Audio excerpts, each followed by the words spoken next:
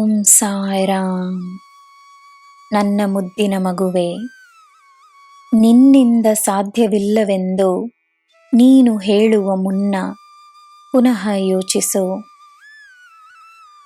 ಒಂದು ಕಾರ್ಯವು ನಿನ್ನಿಂದ ಸಾಧ್ಯವಿಲ್ಲವೆಂದರೆ ನಿನ್ನ ಬಳಿ ಆ ಕಾರ್ಯ ಬರುವುದಾದರೂ ಏಕೆ?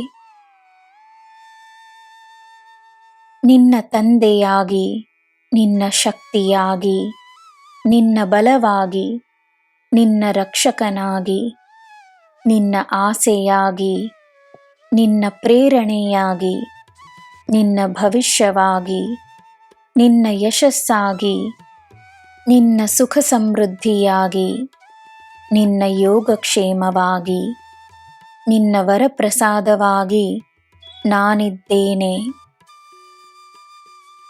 ಮುಂದಿಟ್ಟ ಕಾಲನ್ನು ಹಿಂದಿಡಬೇಡ. ನಿನ್ನ ಕಷ್ಟಗಳ ಸಮಯ ಮುಗಿದಿದೆ.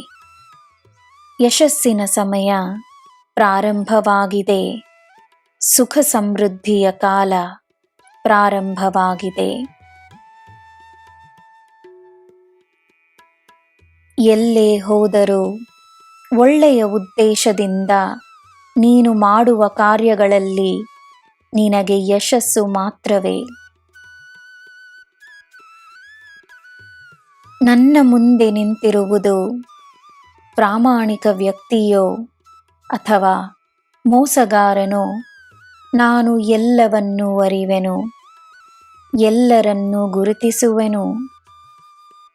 ನಾನು ಎಲ್ಲವನ್ನು ನೋಡಿಕೊಳ್ಳುತ್ತೇನೆ. ನನಗೆ ತಮ್ಮ ಕೆಲಸದ ಬಗ್ಗೆ ಕಾಳಜಿ ವಹಿಸುವವರು, ತನ್ನ ಕೆಲಸದಿಂದ ಎಲ್ಲರ ಹಿತವನ್ನು ಬಯಸುವವರು ಬಹಳ ಪ್ರಿಯರು. ಬೇರೆಯವರ ಬಗ್ಗೆ ಮಾತನಾಡಬೇಡ. ತನ್ನ ಸಮಯವನ್ನು ಸರಿಯಾಗಿ ಉಪಯೋಗಿಸು. ನಿನ್ನ ಪುಣ್ಯ ಪಾಪಗಳು ಮಾತ್ರವೇ ನಿನಗೆ ಸ್ವಂತ.